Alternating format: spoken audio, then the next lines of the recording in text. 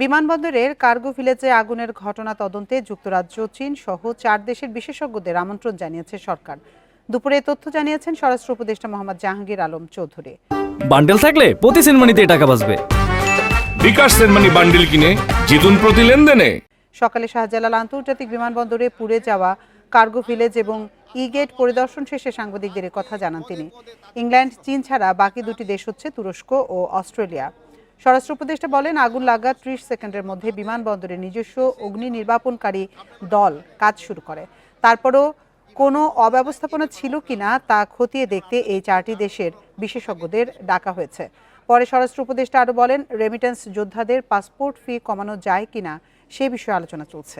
এই অগ্নিকাণ্ডের ভিতরে যদি কোনো অব্যবস্থাপনা থাকে, এই জন্য আমরা 4টা দেশের ইনভাইট করছি তাদের আসার জন্য। ইংল্যান্ডকে ইনভাইট করা হয়েছে, আপনার অস্ট্রেলিয়ারে ইনভাইট করা হয়েছে, চায়নারে ইনভাইট করা হয়েছে, টার্কিরে ইনভাইট করা হয়েছে। তাদের স্পেশালিস্ট আমরা আনতে চাচ্ছি, তারা একটা ইনভেস্টিগেশন করে মানে কারণটা কি এবং কে দায়ী এটা তারা বের করতে পারে।